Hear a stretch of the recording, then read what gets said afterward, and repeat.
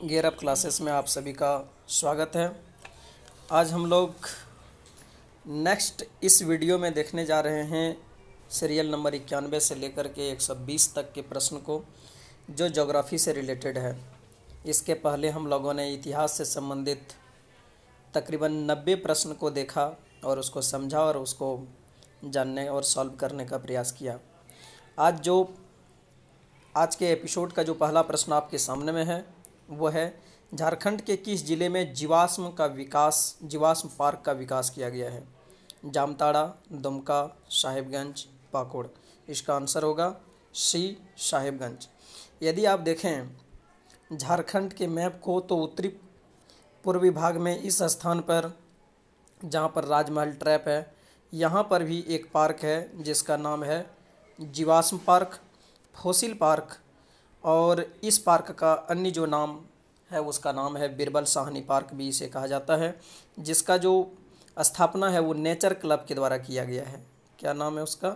Nature club के द्वारा किया गया है। तो इस बात को ध्यान में रखें। जीवाश्म पार्क झारखंड में कहाँ है? साहिबगंज में। Now next question. झारखंड में स्थित कौन सा वन्य जीव अभयारण्य सबसे अधिक विस्तृत है? आपके पास 4 ऑप्शन है। लावालौंग अभयारण्य चतरा, हजारीबाग अभयारण्य हजारीबाग, उधवा जल पक्षी विहार साहिबगंज, दालमा अभयारण्य जमशेदपुर। इसका आंसर होगा ए नंबर, लावालौंग अभयारण्य चतरा। ये सारे झारखंड के कुछ महत्वपूर्ण अभयारण्य हैं। यदि आप देखें लावालौंग अभयारण्य चतरा का, तो आप चतरा का यदि मैप देखें तो इस तरह से इस स्थान पर ये अभयारण्य आपको मिलेगा लावालौंग अभयारण्य के बारे में, और काफ़ी फेमस है ये अभयारण्य झारखंड का, जो सबसे विस्तृत अभयारण्य। Now next question. राज्य में स्थित पक्षी विहारों को संबंधित जिलों में सुमेलित करें। पक्षी विहार और जिला को सुमेलित करना जो क्वेश्चन का डिमांड है, ABCD करके इसको माना ऐसे। तिलिया पक्षी विहार बोकारो, तैनीघाट पक्षी विहार, उधवा पक्षी विहार, ईचागढ़ पक्षी विहार, और 4 डिस्ट्रिक्ट का नाम है बोकारो, साहिबगंज, सरायकेला खरसावां और कोडरमा। यदि हम लोग देखें तिलिया पक्षी विहार कहाँ पर है, तो कोडरमा से है। यदि हम लोग ABCD में देखें तो ए का हम लोग 4 देख सकते हैं। तेनूघाट पक्षी विहार कहाँ पर है, तो ये बोकारो में है। यदि हम लोग बी देखें तो ये 1 में है। यदि उधवा पक्षी विहार देखें तो ये साहिबगंज में है, यानी कि ये 2 देखें। और यदि डी हम लोग देखें ईचागढ़, तो ईचागढ़ कहाँ पर है? सरायकेला में एक जगह पर है जहाँ पर ईचागढ़ पक्षी विहार है, और यह सरायकेला खरसावां यानी कि 3 नंबर है। 4, 1, 2, 3 इसका आंसर होगा। यदि आप ऑप्शन को देखें तो आपको डी नंबर दिखाई पड़ेगा यहाँ पर। 4, 1, 2, 3 इसका आंसर होगा। Now next question. इस क्वेश्चन को आप लोग इंडिविजुअली भी लोकेशन के साथ याद रख सकते हैं, कोई इंडिविजुअल प्रश्न भी बन सकता है। Next question. छोटा नागपुर के पठारी किस हिस्से के मैदानी भाग यानी नदी घाटी क्षेत्र को 24 का मैदान कहा जाता है? रांची के पठारी भाग को, हजारीबाग के पठारी भाग को, राजमहल की पहाड़ियों को, दामोदर घाटी प्रदेश को। इसका जो प्रश्न का जो इसका जो आंसर होगा ये होगा ए नंबर, रांची के पठारी भाग को। यदि आप रांची का पठार देखें और आप पाट का क्षेत्र को देखें, पाट के एरिया को देखें, तो यहाँ पर आपको इस तरीके से कुछ मिलेगा, इस तरीके से। तो ये रांची का पठार है और ये पाट का क्षेत्र है। इसी स्थान पर आपको एक मैदान दिखेगा जिसको हम लोग कहते हैं 24 का मैदान। तो ध्यान रखने वाली बात है कि ये 24 का मैदान कहाँ पर है? रांची के पठार पर, या यदि इसमें ऑप्शन में कहीं आपको पाट क्षेत्र दिखे तो वह भी इसका आंसर हो सकती है। Now next question.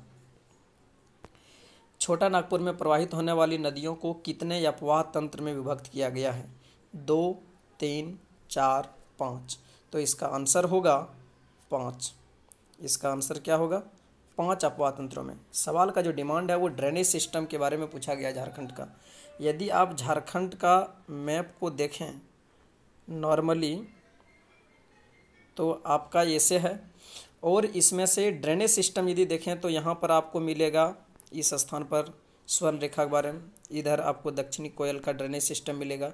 यहाँ पर यदि आप देखें दामोदर नदी का ड्रेनेज सिस्टम मिलेगा। इधर यदि देखें तो उत्तरी कोयल का ड्रेनेज सिस्टम मिलेगा, और इधर आप देखें तो गुमानी नदी वगैरह ब्राह्मणी नदी का ड्रेनेज सिस्टम मिलेगा। तो मूल रूप से यदि हम लोग देखें तो 1 2 3 4 5 ड्रेनेज सिस्टम में झारखंड को विभक्त किया गया है। तो कितने ड्रेनेज सिस्टम है? 5। आंसर होगा इसका डी। नेक्स्ट क्वेश्चन, झारखंड में प्रवाहित होने वाली एकमात्र नदी कौन है जो स्वतंत्र रूप से बंगाल की खाड़ी में गिरती है? दामोदर, स्वर्णरेखा, बराकर, अजय। इसका जो आंसर होगा वो होगा स्वर्णरेखा नदी। उम्मीद है कि यदि आप लोग इस चैनल पर वीडियो क्लासेस को देखें तो वहाँ पर सेपरेटली एक वीडियो स्वर्णरेखा से रिलेटेड डाली गई है और उसमें से आप पूरी डिटेल स्वर्णरेखा के बारे में जान सकते हैं। यदि मैं यहाँ पर चर्चा करूँ तो यदि हम मूलभूत रूप से यदि देखें स्वर्णरेखा नदी के बारे में, तो यहाँ पर नगड़ी पिस्का, जो नगड़ी ब्लॉक है पिस्का क्षेत्र से है, यहाँ से स्टार्ट होकर के ये नदी इस तरीके से कुछ वेस्ट बंगाल में प्रवेश करती है, पुनः झारखंड में आती है और फिर इस तरह से तय करते हुए ये जा कर के west of Bay of Bengal में अपना जल विसर्जित करती है। टोटल यदि इसका लंबाई देखें 395 किलोमीटर होती है, जिनमें से 233 किलोमीटर यह झारखंड में प्रवाहित होती है। तो कुल मिलाकर के यदि इस प्रश्न को देखें तो यह कहीं भी किसी बड़े नदियों में अपना जल को विसर्जित नहीं करती है, यह अपना जल का विसर्जन सीधे बंगाल की खाड़ी में करती है। तो इस प्रकार से झारखंड की एकमात्र नदी है जो अपना जल बिना किसी बड़ी नदियों में विसर्जित किए प्रत्यक्ष रूप से स्वतंत्र रूप से बंगाल की खाड़ी में विसर्जित करती है, इसलिए इसका आंसर होगा बी, स्वर्णरेखा नदी। यदि आप देखें अजय नदी जो हुगली नदी में जल विसर्जित करती है, दामोदर नदी भी हुगली नदी में जल विसर्जित करती है, बराकर नदी जो दामोदर नदी में जल विसर्जित करती है। तो इस प्रकार से हम लोग इस जो बातों का भी ख्याल रखें कि कौन सी नदी कहाँ पर जाकर के मिलती है। नाउ नेक्स्ट क्वेश्चन, झारखंड में पाई जाने वाली जलवायु की प्रकृति क्या है? यदि आप देखें भारत की स्थिति को तो यहाँ पर आपको झारखंड मिलती है और यहाँ से होकर के कर्क रेखा निकलती है, यहाँ पर से विषुवत रेखा है और फिर नीचे मकर रेखा है। तो यहाँ पर 23.5 डिग्री ये 0 डिग्री है, यहाँ पर 23.5 डिग्री जिसे हम लोग जानते हैं उत्तरी अक्षांश है जो कर्क रेखा है, जहाँ पर झारखंड की अवस्थिति पाई जाती है। तो जब सूर्य अपना इधर विस्थापित होता है तो यहाँ पर बहुत गर्मी पड़ती है, तो यहाँ ग्रीष्मकाल होता है, यति उष्ण होती है। लेकिन जब सूर्य की शिफ्टिंग फिर मकर रेखा की तरफ होती है तो यहाँ पर बहुत ज़्यादा यति जो है आर्द्र और बहुत ज़्यादा ठंड पड़ती है, कड़ाके की ठंड पड़ती है। तो कुल मिलाकर के यदि देखें तो झारखंड के इस पोर्शंस पर जाड़े और ठंडी दोनों से निर्मित एक जलवायु पाई जाती है। और यदि यहाँ पर हम आपसे यह बात करें कि यहाँ की मौसम कैसी होती है, तो ये आप अरेबियन सी देख सकते हैं, ये बे ऑफ बंगाल देख सकते हैं और यहाँ पर मानसून का भी आविर्भाव होती है। तो कुल मिलाकर के देखें जो मानसून से प्रभावित होती रहती है, अक्सर साइक्लोन आते रहते हैं इस क्षेत्र में। तो कुल मिलाकर के जो झारखंड की जलवायु की प्रकृति यदि हम लोग देखें तो क्या होगा, इसका उष्ण मानसूनी होगा। Now next question, factual question है यह। कोपेन के जलवायु वर्गीकरण के अनुसार झारखंड का अधिकांश भाग निम्न में से किसके अंतर्गत आती है? CAW, CWG, CWG एवं CWEAW। यदि इस प्रश्न का आंसर आप देखें तो ये होगा CWG एवं CW। आप लोग डिटेल के लिए अब जलवायु वाले टॉपिक को इस चैनल में देखें, वहाँ पर क्लियरली CWG और CW का मीनिंग भी बताया गया है। नाउ नेक्स्ट क्वेश्चन, इसी प्रकृति का यह प्रश्न है। थानथ्वेट के जलवायु वर्गीकरण के अनुसार झारखंड का अधिकांश भाग निम्न में से किसके अंतर्गत आता है? इस प्रश्न का जो आंसर होगा वो होगा CAW, जहाँ पर आपको इस बात की प्रक्रिया होगी कि जो थानथ्वेट के अनुसार से जो जलवायु का विश्व में जलवायु का वर्गीकरण है, उनमें से जो जलवायु के वर्गीकरण के दौरान में C जिस अक्षांशों को रिप्रेजेंट करती है, जिस प्रकार के मौसम को W रिप्रेजेंट करती है, जिस प्रकार के टेम्परेचर और लोकेशन को ये रिप्रेजेंट करता है, वो झारखंड में CAW की ही कैटेगरी आती है। नाउ नेक्स्ट क्वेश्चन, यह भी इम्पोर्टेंट प्रश्न है। टिवार्था के जलवायु वर्गीकरण के अनुसार झारखंड का अधिकांश भाग निम्न में से किसके अंतर्गत आता है? ये टिवार्था महोदय ने भी झारखंड के जलवायु का वर्गीकरण का आधार प्रस्तुत किया है, जिनमें से आपके पास 4 ऑप्शन है CAW, AW, CWG CAW एवं AW। इसका आंसर होगा डी नंबर CAW एवं AW। अक्सर इस प्रकार से चाहे थंडर थ्वेट रहे, कॉपेन रहे या टिवार्था रहे, इसकी एक प्रश्न जो है वो एग्जाम में पूछे जाने की काफ़ी ज़्यादा प्रोबेबिलिटी रहती है और इस चीज़ को ध्यान में रखने की ज़रूरत है। नाउ नेक्स्ट क्वेश्चन, झारखंड में अधिकांश वर्षा किससे प्राप्त होती है? नॉर्वेस्टर से, चक्रवातों से, अरब सागर के मानसून से, बंगाल की खाड़ी के मानसून से। यहाँ पर जो प्रश्न की प्रकृति है उसके अनुसार से इसका आंसर होगा बंगाल की खाड़ी के मानसून से, अरब सागर से। हालांकि यदि हम लोग देखें झारखंड में बारिश की जो मात्रा होती है किसके किन किन स्रोतों से प्राप्त होती है, तो वो नॉर्वेस्टर भी है, चक्रवात भी और अरब सागर से भी है। क्योंकि यदि हम देखें भारत में झारखंड की अवस्थिति को यहाँ पर, तो यहाँ के बाद में से आपको इस बात की ये ज़रूर चर्चा होगी कि ये अरेबियन सी है और ये बे ऑफ बंगाल है। और जब मानसून की एंट्री ऐसी होती है तो ये अधिकतम वर्षा एक इधर से भी और एक इधर दोनों पोर्शन से होती है। अधिकतम वर्षा बे ऑफ बंगाल से ही प्राप्त करती है, अपेक्षाकृत तुलनात्मक रूप से अरबियन सी के माध्यम से झारखंड कम वर्षा को प्राप्त करती है। इसलिए इस प्रश्न का आंसर डी होगा, बंगाल की खाड़ी के मानसून से। नाउ नेक्स्ट क्वेश्चन आपके पास ये रहा, झारखंड राज्य से मानसून कब लौटने लगता है? यदि इस प्रश्न का आंसर आप लोग दें तो हम लोग आपके पास में इस प्रश्न के रिगार्डिंग में 4 ऑप्शन है। सितंबर के मध्य से, अक्टूबर के मध्य से, सितंबर माह के अंतिम सप्ताह से, अक्टूबर माह के अंतिम सप्ताह से। प्रश्न की प्रकृति को देखें, इसका डिमांड है रिट्रीट ऑफ मानसून और झारखंड के रिगार्डिंग में इसका आंसर डी होगा, इसका आंसर होगा बी नंबर, अक्टूबर के मध्य से। यदि आप लोग देखें झारखंड में मानसून का जब आगमन होती है तो 1 से 5 जून के बीच में केरल और तमिलनाडु के तटों से होकर के प्रारंभ मानसून की शुरुआत भारत में हो जाती है, जो आगे चल कर के यह मिड जून के आसपास में झारखंड पहुंचती है। यहाँ पर यदि हम लोग देखें तो मिड जून के आसपास में, मिड जून में झारखंड में पहुंचती है और जुलाई अगस्त के सितंबर तक में यह बारिश करती है 2-3 महीने, जहाँ पर एग्रीकल्चर एक्टिविटी झारखंड में मुख्यतः की जाती है। धान की खेती इसी मौसम में प्रमुख रूप से की जाती है और झारखंड में जो सावन का मेले वगैरह भी रिमझिम झमाझम बारिश की स्थिति भी इसी दौरान में देखा जाता है। बारिश के कंप्लीट होने के बाद वापस बारिश लौटती है और हम सबको पता है कि लौटती हुई मानसून से सबसे ज़्यादा जो भारत में होती है बारिश वो तमिलनाडु में होती है। और यदि हम झारखंड से मानसून के लौटने की घटना को देखें तो वो मिड अक्टूबर से स्टार्ट हो जाती है, मिड अक्टूबर से। तो ये ध्यान रखने वाली बात है। रिट्रीट ऑफ मानसून झारखंड में कब होने लगता है? तो बी नंबर इसका आंसर होगा, मिड अक्टूबर। नाउ नेक्स्ट क्वेश्चन, झारखंड में शीतकालीन वर्षा का निम्न में से कौन सा कारण है? मानसूनी हवाएं, लौटता मानसून, बंगाल की खाड़ी की निकटता, भूमध्य सागर की ओर से आने वाले चक्रवात।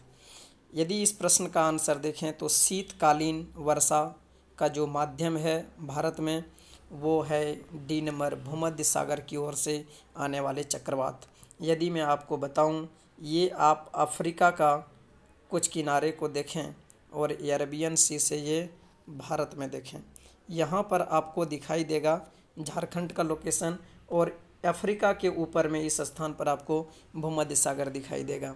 भूमध्य सागर और यहाँ से चलने वाली जो हवाएं हैं वो धीरे धीरे पहुँचती है और इसका एक अंश जो दिसंबर के टाइम में होता है, नवंबर दिसंबर यानी जाड़ा के समय में झारखंड में भी पहुँचती है। तो यहाँ से जो अन्य जन्म लेने वाले जो भी विक्षोभ होता है इनको कॉमनली ऐसे वेस्टर्न डिस्टर्बेंसेस कहा जाता है, जिसको हम लोग कहते हैं पश्चिमी विक्षोभ। यह भी शब्द झारखंड में जाड़े के दिन में किस स्रोत से वर्षा होती है और यदि वहाँ पर लिखा रहे पश्चिमी विक्षोभ तो ये भी उसका आंसर होगा। नाउ नेक्स्ट क्वेश्चन, झारखंड क्षेत्र का शौक कही जाने वाली नदी दामोदर से निकली नहर का नाम क्या है? यहाँ पर आपके पास 4 नहर के नाम हैं, पूर्वी कोसी नहर, पश्चिमी कोसी नहर, सकरी नहर, राजपुर नहर। यदि इस प्रश्न के आंसर दामोदर से एक ही नहर निकली हुई है जो इन 4 ऑप्शन में है, उनका आंसर होगा सी नंबर सकरी नहर। यदि आप पूर्वी कोसी, पश्चिमी कोसी और राजपुर नहर की बात करें तो यह बिहार में कोसी नदी से निकली हुई नहरों के नाम है। यदि आप लोग देखें इस तरह का सीन में तो यहाँ पर झारखंड की स्थिति है, झारखंड के उत्तर में बिहार है, बिहार में नेपाल से आने वाली एक नदी है जिसका नाम है कोसी नदी, जिसको बिहार का शौक भी कहा जाता है, कोसी रिवर को बिहार का शौक। और यहीं पर नेपाल और बिहार के बीच में जो नहर बनाई गई है फ्लड को रोकने के लिए, सिंचाई को करने के लिए, उनमें से पूर्वी कोसी नहर, पश्चिमी कोसी नहर और राजपुर नहर प्रमुख है। नाउ अगला क्वेश्चन देखते हैं, आपके सामने ये रहा। स्वर्ण रेखा परियोजना में निम्न में से कौन राज्य शामिल नहीं है? हमने डिटेल इस बात को बताया है। फिलहाल हम लोग देखते हैं, आपके पास 4 ऑप्शन है, बिहार, पश्चिम बंगाल, उड़ीसा, झारखंड। कौन शामिल नहीं है? तो इसका आंसर होगा बिहार। यदि आपको डायग्राम मालूम होगा तो फिर से देख लेते हैं। ये आपका स्वर्ण रेखा नदी जो है झारखंड के नगड़ी से निकल कर ये बंगाल प्रवेश करती है और फिर इस तरह से अभी हमने चर्चा किया कि वेस्ट बे ऑफ बंगाल में स्वतंत्र रूप से गिर जाती है। झारखंड के उत्तर में चूँकि बिहार है, इसीलिए बिहार में स्वर्ण रेखा नदी के जाने की कोई संभावना नहीं है। यह झारखंड से निकलती है तो झारखंड करेक्ट हो गया। बिहार बंगाल में प्रवेश करती है, बंगाल में भी है, और उड़ीसा में उसके बाद प्रवेश कर जाती है तो उड़ीसा में भी है। झारखंड में कुल मिलाकर के यह 233 किलोमीटर की यात्रा तय करती है और स्रोत स्थल से लेकर के सागर में मिलने तक में यह 395 किलोमीटर की कुल दूरी को तय करती है। इस प्रकार से इसका आंसर होगा A number Bihar. Now next question. ग्रीष्म ऋतु में झारखंड का अधिकतम तापमान 50 डिग्री होता है, यह किस जगह का तापमान है? हजारीबाग, जमशेदपुर, धनबाद, डाल्टनगंज। तो इसका आंसर होगा बी नंबर जमशेदपुर, जिसे झारखंड का सबसे गर्म स्थल माना जाता है। यदि आप झारखंड की प्रादेशिक संरचना को देखें तो आपको कुल मिलाकर के मूलतः रूप से इस तरह की संरचना को देखने को मिलेगी और ये सबसे ऊंचा वाला पार्ट है जो 1100 मीटर के आसपास में है, नेतरहाट पार्ट, जहाँ पर सबसे ज़्यादा ठंड की मौसम पाई जाती है और सर्दी पाई जाती है। वहीं पर झारखंड का सबसे नीचे वाली जो स्थान है वो इस जगह पर चाईबासा का मैदान है और इस मैदान में ही के करीब में पड़ने वाला यह जमशेदपुर शहर है जहाँ पर सबसे ज़्यादा गर्म रहती है। तो इस प्रश्न के अनुसार कि झारखंड में सबसे ज़्यादा टेम्परेचर कहाँ पर होती है तो उसका आंसर होगा B number Jamshedpur. Now next question काफ़ी महत्वपूर्ण प्रश्न है। वन स्थिति रिपोर्ट 2017 के अनुसार झारखंड का सर्वाधिक वनाच्छादित क्षेत्रफल वाला जिला निम्नलिखित में से कौन सी है? इस प्रश्न के आंसर को यदि आप देखें, पलामू, लातेहार, हजारीबाग, गिरिडीह इसका आंसर होगा। इसमें डिमांड किया गया है सर्वाधिक वनाच्छादित क्षेत्रफल वाला, वन का आच्छादन इसमें पूछा गया है, इसलिए इसका आंसर होगा Palamu. Now next question. Jharkhand में औसत वार्षिक वर्षा की मात्रा कितनी है?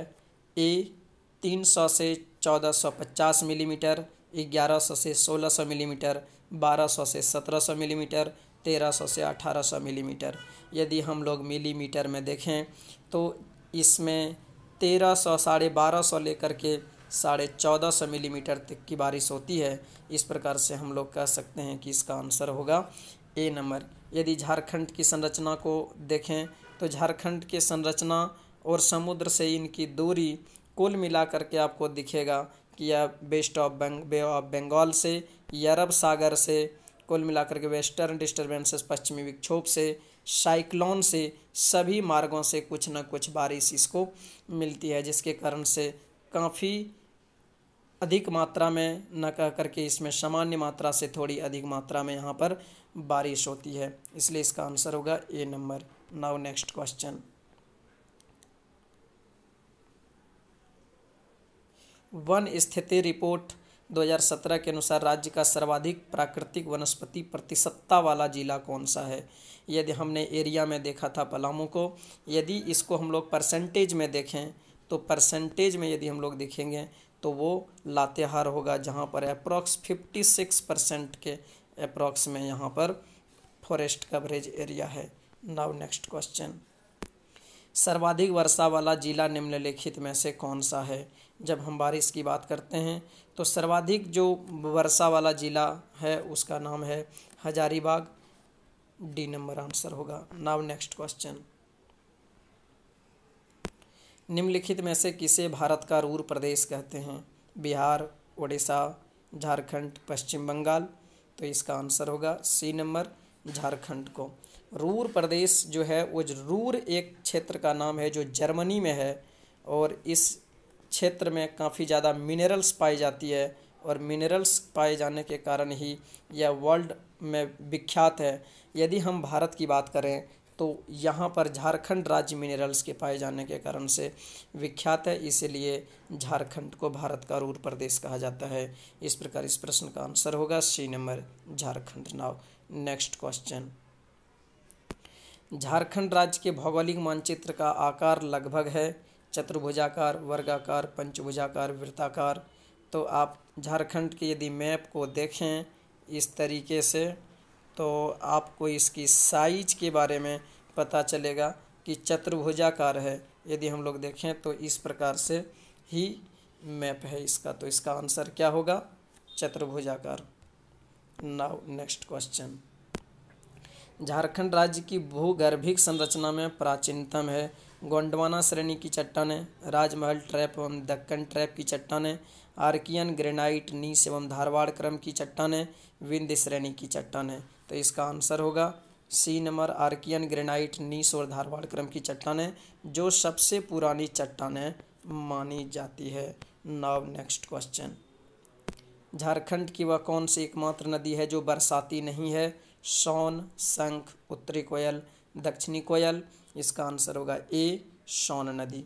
यदि हम लोग बात करें झारखंड की नदियों के बारे में और सोन नदी के बारे में तो यह यमरकंटक पहाड़ी से निकल करके झारखंड में प्रवेश गढ़वा जिला में करती है और ये आगे गंगा नदी में मिल जाती है। तो इस प्रकार से हम लोग देखें यह सालों भर जल को लिए चलते रहती है, लेकिन शंख नदी, उत्तरी कोयल, दक्षिणी कोयल नदी केवल बरसात के दिनों में उफान लिए चलती है, बाकी ग्रीष्म काल में इसमें पानी की मात्रा बहुत कम पाती है, इसलिए इसका आंसर होगा ए नंबर, सोन नदी।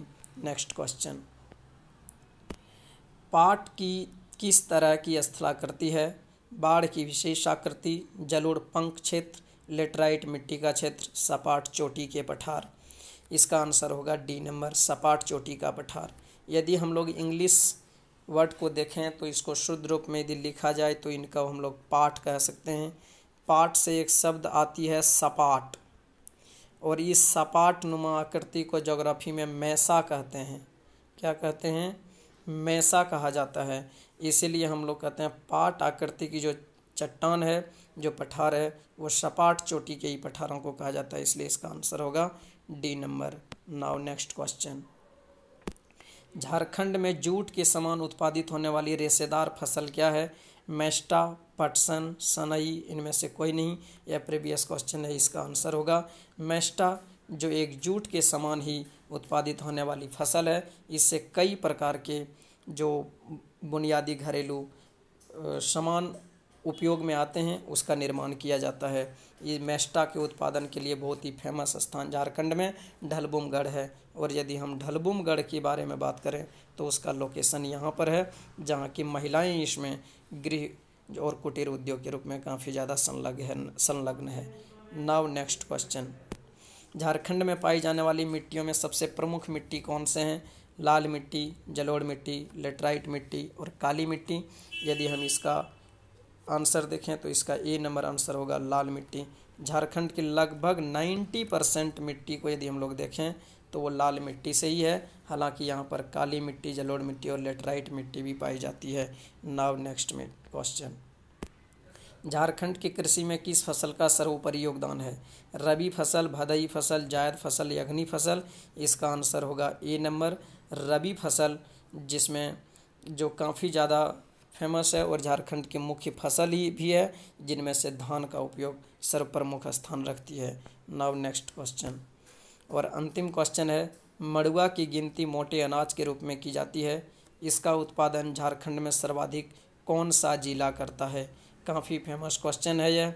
मड़ुआ का जो उत्पादन करता है सबसे ज़्यादा रांची जिला करता है। मड़ुआ के बारे में यदि हम लोग देखें, हमारे जो पूर्वज हैं धान के फसल के पहले में इसी मड़ुआ फसल का इस्तेमाल किया करते थे और यह खाद्य सामग्री में उपलब्ध होने वाली प्रमुख फसलों में गिना जाता था। ये आप लोगों ने यहाँ पर देखा अप्रॉक्स 30 क्वेश्चंस को जो ज्योग्राफी के पार्ट 1 में थे। नेक्स्ट आने वाले क्वेश्चंस के बारे में भी हम डिटेल से चर्चा करेंगे और आप लोगों ने अपने ज्ञान का भी यहाँ पर टेस्ट किया होगा। ये डिटेल और ये डिस्क्रिप्शन आप लोगों को कैसा लगा, फीडबैक और कमेंट करना मत भूलिएगा। इससे हम आगे सुधार करने की ओर बढ़ते हैं और इससे हमें प्रेरणा भी प्राप्त होती है।